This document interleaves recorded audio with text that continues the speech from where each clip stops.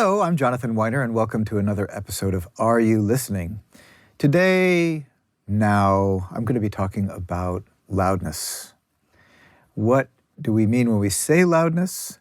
And while I'll try to focus primarily on the domain of mastering in loudness, I don't think you can do it without breaking apart the idea of loudness so you understand everything that goes into the concept of loud.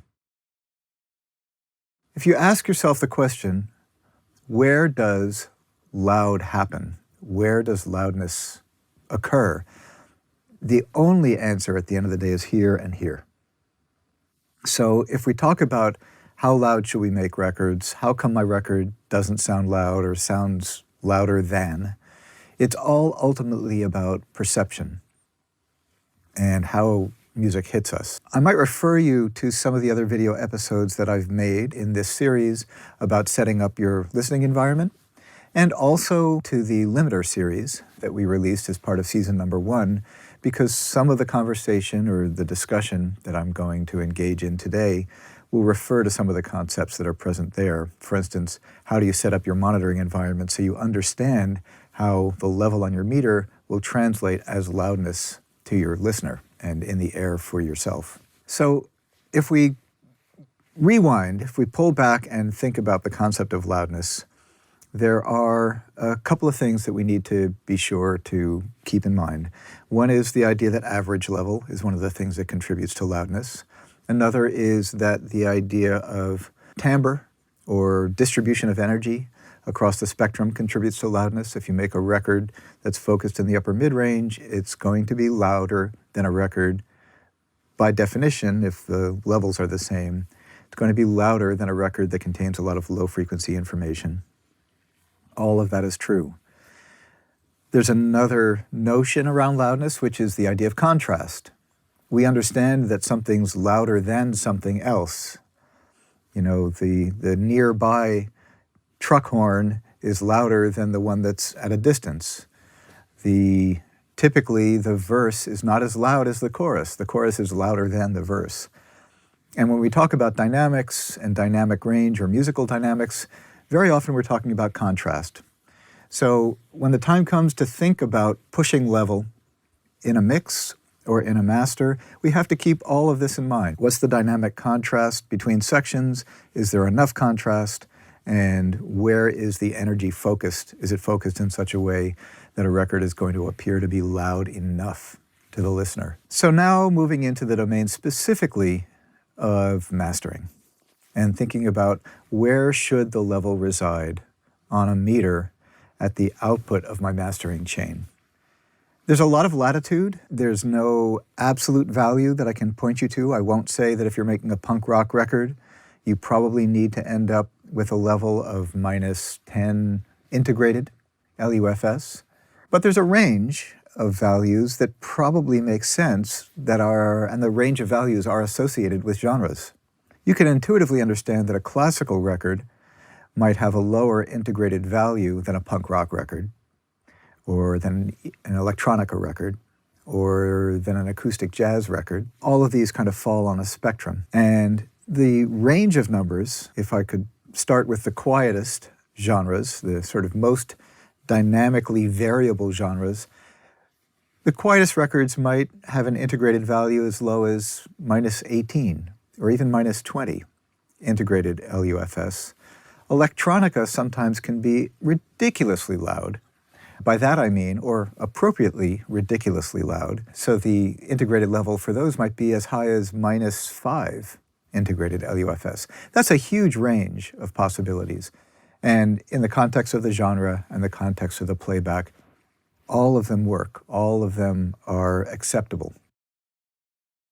How do you know how loud to make your record? Well, one of the things you have to ask yourself is, how loud can my record be? Okay, there's not a single answer. If you mix a record that has a very high crest factor, you may find that you can't make that record as loud as if it didn't have as high a crest factor. Okay?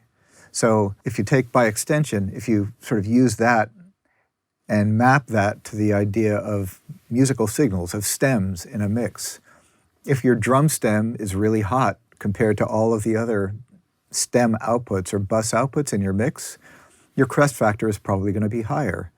Therefore, you may have a harder time getting your record to be as loud as if that were not the case. What I'm trying to get to is when you are mastering, you need to take a look at what's in a mix that will help you understand where your limitations are. That's not meant to be a pun, but of course, limiters do come into play at the end of the day when we're pushing level.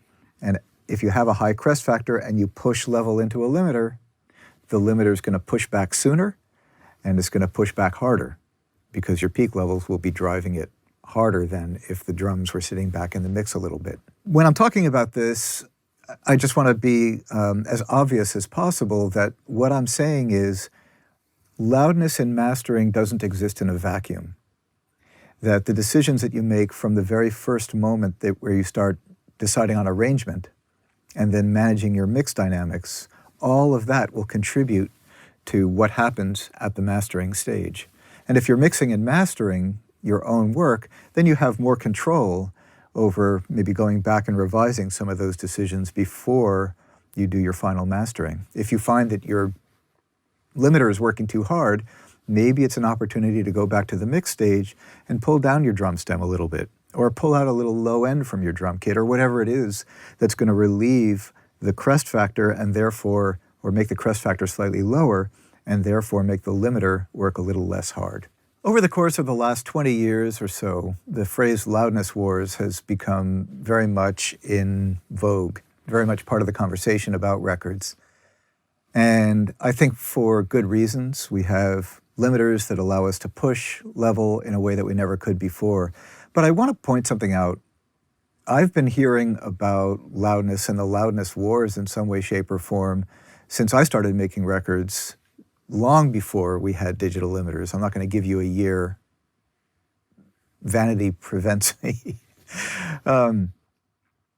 But the idea is that making louder records has always been, or impactful records that are compelling because they contain this notion of dynamic contrast and loudness, has been in the mix forever, for a whole bunch of reasons, for commercial reasons, for personal and artistic reasons.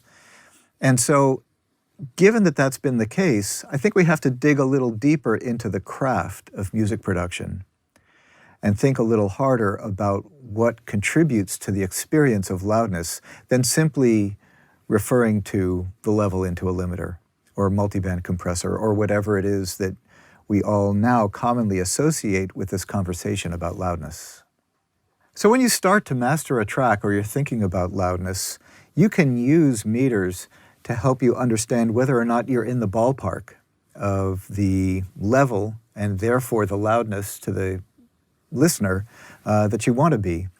The first thing that's kind of the easiest win is if your peak level is well below 0 dBFS, you can always push the level up, right? If you have headroom, the best way to make something louder is to push it up and not distort it, but stop just shy of 0. That's the highest fidelity version of I'm making my thing louder. In the episode about metering, I talked about peak level and average level, and obviously looking at the relationship between those two will tell us something about the loudness or loudness potential of the thing that we're working on. So when I'm looking at the meter right now, I've got a mix that's going that is not mastered at all. I've got a couple of dB at the top, so I know I could get a dB and a half or so of level. Oops, I just lost some. I've got about peaks of -1 dB, so I might have a half a dB, where I could push the level up without doing anything and make the track that much louder. My average level is sitting down around -12, -14. I know that that's going to be too low for this style of music. I know that strategically, to make the artist happy, I'm probably going to have to push the level up some. Remember, this is RMS level. This is not integrated LUFS. This is not the standard that streaming services use. That I'm not even talking about that at this point. I'm just talking about the level in my master, and that has a very clear relationship with the expectations that the audience is going to have. So the first thing I might do in order to get the level even in the ballpark is apply a limiter. So if I reduce my threshold by a few dB, and now I look at the output of my master, now it's at anywhere between -8 and -11. I'm playing a relatively loud section of this mix. That's a pretty good starting point, right? So I've gotten myself into the ballpark just using the meter. Of course, I'd be listening to make sure that this doesn't already feel like too much limiting, that there's not too much of an interaction between the bass and the kick drum and the threshold. But at least I'm in the ballpark, so now it's time to start listening and make sure that any modification I do from here, whether it's because I need to add a little more level or that the mix feels squashed, so I need to take away a little bit more level, make sure that I'm monitoring what's going to work for the track. The question arises, how loud should my master be if I'm going to Spotify, or if I'm going to Apple Music, or if I'm going to vinyl, or if I'm going to Amazon, or if I'm going to Pandora or SoundCloud or whatever today's latest, greatest platform is? I think that's the wrong question. I think the question is, can I make this louder and have it sound at least as good, if not even better, than it sounds now? And that's where we start to develop the craft and skills of mastering, is managing the trade-offs, recognizing when we've gotten to the place where the music is as loud as it can be, sounding as good as it can be, so that then, when it's adjusted for playback, either turned down or if we have to turn it up for certain kinds of applications, it will still sound as good as we can possibly make it sound in that moment. Now, if you see your peak to average diminish to the point where you have less than, maybe an 8 dB difference, you're probably starting to play in the sandbox of a lot of dynamic range control, and you're kind of flattening out the track too much. I'm going to say, with the exception of electronica and dance music that's going to be presented in a club or in a festival. So what that would look like would be something along these lines. Now, if you look at the gain trace in the limiter, you can see that the limiter is pushing back really, really hard on that kick drum, okay? And actually, if I were to give you an A-B before and after, with and without the limiter, I think you can notice that we've now gotten into the arena of too much squash, right? We're just going to be defeating the liveliness and the life and the drive of this track, okay? So let me just give you a quick demonstration. So I'm going to start with the limiter bypassed. Pay attention to how far forward each kick drum is coming, the one and the three, how much you feel the kick moving air and pushing the track forward.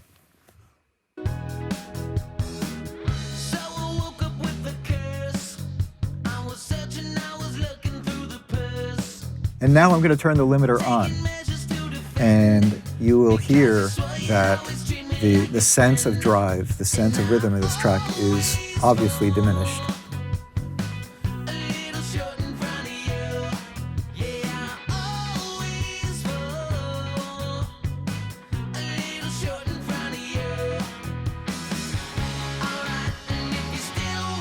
Now, I've done this in such a way that I've loudness matched the before and after, so you can really hear the difference. And this is really, really important, right? Because in some cases, you might be inspired to push the level up, so you get more level on the meter, so your record will be louder, but you also need to do a level-matched A-B comparison so that you can actually hear what's happening to the music.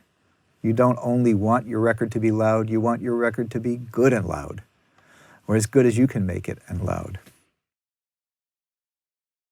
While I hold to the statement that there is no recipe for exact level for any given record, I think that there are some best practices that I can offer that are connected with certain kinds of distribution of music. In the past, I've talked about peak level. Certainly, if you're generating a master that's going out to a streaming service, having your peak level sit at -1 is probably a best practice. If you're generating a master that's going out to vinyl, it's a good idea to just relax the level and turn off your limiter altogether. Don't worry about peak level. Worry more about getting it to sound as good as possible without the benefit of peak limiting. The reason for that is when you peak limit, you generate something that looks an awful lot like a square wave at the top of the dynamic range, and vinyl cutting styli are not very good at cutting square waves. So for a vinyl cutting engineer, they're happier with level that's a little bit lower than what you would generate for a digital distribution format. If you're making masters for a non-normalizable, if you will, format like a CD, right, or even an MP3 or AAC that's just going to be played back directly from someone's hard disk, then you probably want to let your level come up a little bit, because that's the context where measuring average level or loudness from one master to the next is something that's going to be done without any intervention. There will be no further loudness normalization on playback. So those are formats where we still think a little bit more about getting the level up higher. And the last special case is creating masters for club playback, for festival playback. And in the electronica world, level is really, really important in those contexts. So those are a few different ideas. Again, I can't give you an exact number, but in terms of best practices, these are outlining different approaches for level in each case. I hope these thoughts about loudness have been helpful. I think if you put this together with the metering and the limiting videos that we've released as part of this series, you'll begin to understand the relationship between the use of the tools and some of the concepts that we're trying to navigate. All of these things sort of play together. So we start with the notion of genre, we wind our way through all of the creative decisions and the technical decisions, and then think about the output, how the music is going to land in the marketplace and on the ears of the listener. Our job as mastering engineers ultimately is to try to connect the audience with the artist's vision. Same goal that the producer has and the same desire that the artist has. So that's why it's important, I think, to think holistically about the entire process when we're trying to navigate these very specific issues such as loudness. So please leave your comments down below. And once again, if you go to iZotope.com and look under the Learn section, you will see all kinds of things that will help you learn more about doing the work you want to do. I'll also invite you to take a look deeper into some of the products, because we have a number of technologies that are designed to help you learn about the music production challenges that you're grappling with while you're grappling with them. For instance, interplugin communication, tonal balance control, and other things. Anyway, thank you so much for joining me, and I look forward to seeing you in the next episode or another episode of Are You Listening?